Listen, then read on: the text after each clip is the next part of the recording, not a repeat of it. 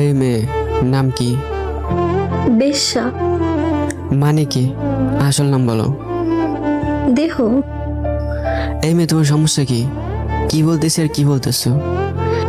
সত্যিই তো বললাম, জগতের সবাই বেশ্যা নামই তো ডাকে, আপনিও তাই বলে ডাকতে পারেন। কোনো সমস্যা নেই, আমি কিছু মনে করব না। এইখানে কি কারণে আসছো? শরীর বেচতে আইছি, কিনবেন? আজকে আমারে নিয়ে নেন, তাতে আপনারও লাভ আর আমারও লাভ। লাভ? সারা রাত যা চাইবেন তাই দিমু। তুমি যা ভাবছো আমি এরকম না, যা এখান থেকে দূর হও। স্যার লইয়া যান না, আজকে টাকার খুব দরকার। কি জন্যে? কালকে ছোট ভাইটার পরীক্ষা, এখনো টাকা দিতে পারি নাই। এসব ভণ্ডামি ছাড়ো। এই জন্যই তো কাউকে পার্সোনাল কথা না বলে ডাইরেক্ট কাম করার অফার দিই। এসব করে কেউ বিশ্বাসই করে না। যা এখান থেকে। স্যার কালকে 10টার আগে টাকা পাঠাইতে হবে। কত? 4,500। ওয়েট।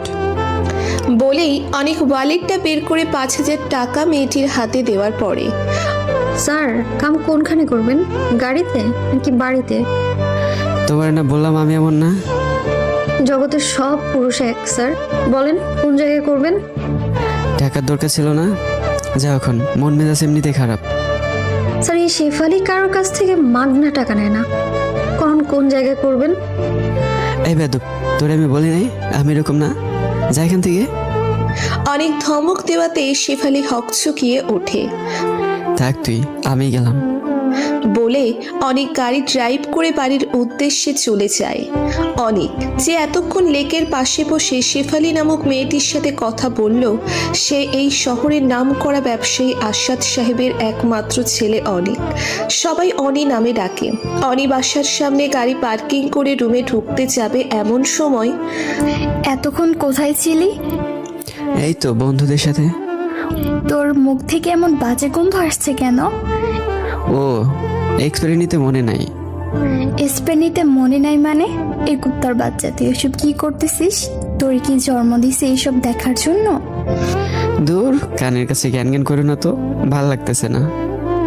বলে পাশ কাটিয়ে অনি তার রুমে গিয়ে উপুর হয়ে শুয়ে পড়ে। অনির এমন ব্যবহার দেখে তার মা কপালে হাত দিয়ে কান্না করতে থাকে। এই চলো ঘুমাবে। ও তো খায়নি। মদ খেয়ে আসছে। আমার অনি কি থেকে কি হয়ে গেল? বলেই হু হু করে কান্না করে দেয়। আসো তো এখন। বলে অনির বাবা অনির মাকে বেডরুমে নিয়ে যায়। রাত গিয়ে সকাল হওয়ার পরে অনির মা অনির রুমে গিয়ে দেখে অনি চোখ বন্ধ করে খাটের সাথে হেলান দিয়ে সিগারেট টানছে আর গাল বেয়ে জল গড়াচ্ছে। বাবা আমার কি হয়েছে তোর? মায়ের কণ্ঠ শুনে স্ট্রেতে সিগারেট গুজে হাত দিয়ে ভেজা চোখ মুছতে মুছতে বলল, কিছু না। কিছু না হলে এসব করতেছিস কেন? বল না কি হয়েছে বাবা। কিছু না তোমার। তাহলে কান্না করতেছিলি যে? এমনি। রাতে এসব খেয়ে বাসায় আসলি কেন? জানিস না তোর বাবা এসব দেখলে রাগ করে? আচ্ছা, এখন আমি বের হব, সাইড দাও, ফ্রেশ হওয়া লাগবে। যা ফ্রেশ হয়ে আয়। অনি ফ্রেশ হয়ে আসার পরে নে এগুলি খেয়ে নে। না, খাবো না। কেন? খিদে নেই। নে হা কর, আমি খাইয়ে দিচ্ছি। অনি ভালো করেই জানে এখন না খেলে তার রেহাই নেই, তাই আর কোনো কথা না বাড়িয়ে চুপচাপ খেয়ে বাসা থেকে বের হয়ে সানিকে নিয়ে চুপচাপ ড্রাইভ করতে থাকে। তোর মা আমাকে ফোন দিয়েছিল। কি কারণে? তুই এসব করে বেড়াচ্ছিস কেন সেটা জানতে। পাগলামি করে কে? দেখ দোস্ত, যে মেয়ে তোর সাথে এমন করতে পারছে তার সাথে তোর পরিপূর্ণতা না পাওয়াটাই ভালো হয়েছে। একবার ভেবে দেখ, হিয়া যদি বিয়ের পরও এসব করে বেড়াতো তখন কি হতো, কি করতি তুই? তাই বলে এমনটা কিভাবে করতে পারছে? এসব মেয়েরা টাকা আর ভালো কিছু মুহূর্তের জন্য সব করতে পারে। আচ্ছা বাদ দাও এসব। হিয়া কিন্তু ওর মতো করে ঠিকই জীবন কাটিয়ে দিচ্ছে, শুধু শুধু তুই কষ্ট পাচ্ছিস। আরে না পাগল, আমি ঠিক আছি।